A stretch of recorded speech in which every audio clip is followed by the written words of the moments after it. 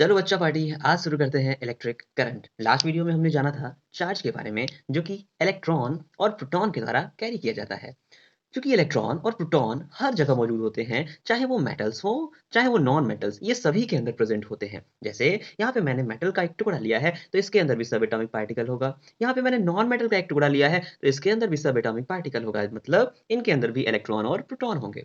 अगर सब atomic particle free होते हैं, क्योंकि हमें पता है कि मेटल्स के अंदर सब एटॉमिक पार्टिकल फ्री होते हैं जबकि नॉन मेटल के अंदर सब एटॉमिक पार्टिकल फ्री नहीं होते। तो ये सबसे बड़ा क्वेश्चन है कि अगर सब एटॉमिक पार्टिकल्स फ्री होते हैं तो कौन से सब एटॉमिक पार्टिकल फ्री होते हैं भाई, इलेक्ट्रॉन या फिर प्रोटॉन? तो आओ चलो बात करते हैं इलेक्ट्रॉन के बारे में। इलेक्ट्रॉन ये हमारे न्यूक्लियस के चारों तरफ ऑर्बिट में घूमता रहता है, जबकि प्रोटॉन की अगर हम बात कर लें तो ये हमारे न्यूक्लियस के अंदर बाउंडेड रहता है। किसके साथ? न्यूट्रॉन के साथ। इसका मतलब ये हो गया कि इलेक्ट्रॉन ही फ्री होता है और मूव कर सकता है। तो मेटल्स की अगर हम बात करें, ये रहा मेटल का टुकड़ा, इसके अंदर इलेक्ट्रॉन होगा, प्रोटॉन भी होगा। प्रोटॉन तो मूव नहीं कर पाएगा, इलेक्ट्रॉन ही मूव कर पाएगा।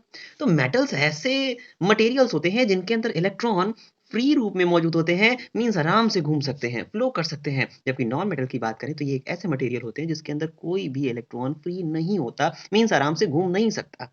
अच्छा, एक बात करते हैं कि श्री सलमान खान महोदय जी, उनकी एक बहुत ही अच्छी प्रॉपर्टी है और वो है कैरेक्टर ढीला वाली। तो अगर कैरेक्टर ढीला वाली प्रॉपर्टी सलमान खान जी की है तो इसका मतलब कि सलमान खान जी जहां जहां जाएंगे उनकी विशेषता मीन्स उनकी प्रॉपर्टी कौन सी, कैरेक्टर ढीला वाली, उनके साथ साथ जाएगी। उसी तरह से सेम मैनर में ही अगर इलेक्ट्रॉन मूव करेंगे तो इलेक्ट्रॉन की भी कुछ विशेषता थी जो हमने लास्ट वीडियो में देखा था। क्या थी विशेषता? तो इनका चार्ज इनकी विशेषता है। तो अगर इलेक्ट्रॉन मूव करेंगे तो इनके साथ साथ चार्ज भी मूव करेंगे क्योंकि चार्ज इनकी विशेषता है। आ जाओ यहाँ पे मेटल का या फिर कंडक्टर का हमने एक छोटा सा टुकड़ा लिया है जिसके अंदर फ्री इलेक्ट्रॉन्स मौजूद है, और ये फ्री इलेक्ट्रॉन अगर मूव करेंगे तो इनके मूव करने के कारण चार्ज भी मूव करेंगे, जिसके कारण चार्ज हमारे इन इलेक्ट्रॉन के साथ साथ इस कंडक्टर के अंदर मूव करना शुरू कर देंगे। अच्छा, बात तो हम मूव करने की कर रहे हैं, तो अगर ये इलेक्ट्रॉन मूव करेंगे तो इसका मतलब ये हुआ सर कि एक डेफिनिट इंटरवल ऑफ टाइम में ये इलेक्ट्रॉन्स डेफिनिट चार्ज को फ्लो कराएंगे या फिर ड्रिफ्ट कराएंगे।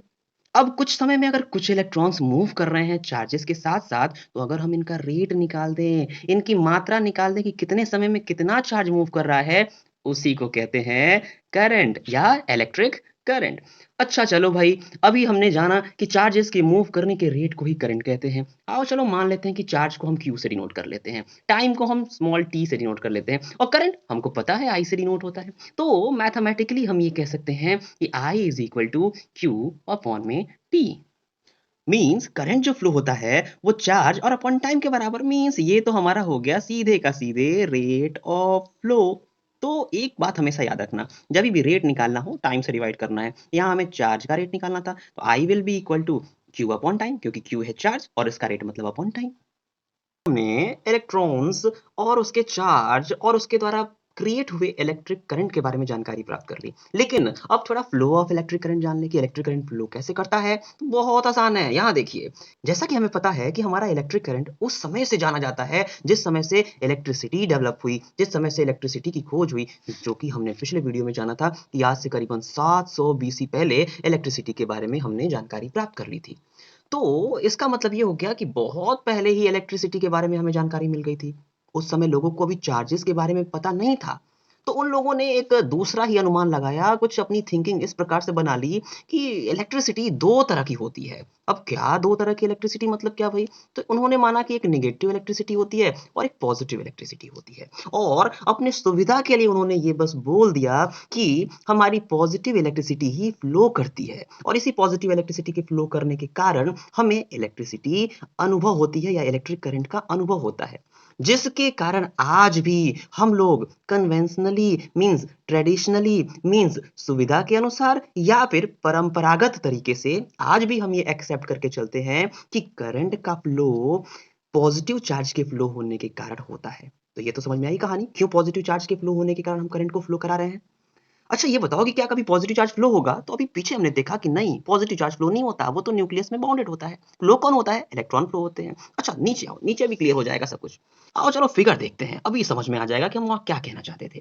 तो इस फिगर में मैंने एक कंडक्टर को बनाया हुआ है और इस कंडक्टर के अंदर हमारे फ्री इलेक्ट्रॉन्स मौजूद हैं। ये वाला टर्मिनल मान लेते हैं कि नेगेटिव टर्मिनल है और ये वाला टर्मिनल कंडक्टर का पॉजिटिव टर्मिनल ऑफ बैटरी से कनेक्टेड है। तो ये पॉजिटिव टर्मिनल हो गया। तो ये नेगेटिव टर्मिनल है और ये माइनस चार्ज वाले इलेक्ट्रॉन्स हैं। तो negative terminal means minus charge, ये भी माइनस चार्ज, तो एक दूसरे को रिपेल करेंगे जिसके कारण हमारा नेगेटिव जो चार्ज होगा मीन्स इलेक्ट्रॉन होगा वो इस दिशा में फ्लो करना शुरू कर देगा। तो ये रहा दिशा फ्लो ऑफ इलेक्ट्रॉन्स की। इस दिशा में हमारे इलेक्ट्रॉन फ्लो करेंगे, मतलब नेगेटिव टर्मिनल से पॉजिटिव टर्मिनल की ओर फ्लो करेंगे। अच्छा, पहले के लोगों ने क्या बोला था कि पॉजिटिव चार्ज के चलने के डायरेक्शन को ही हम लोग इलेक्ट्रिक करंट का डायरेक्शन कहेंगे। तो फिर ये तो फ्लो ऑफ इलेक्ट्रॉन का डायरेक्शन हुआ, तो इलेक्ट्रिक करंट का डायरेक्शन कहाँ हुआ?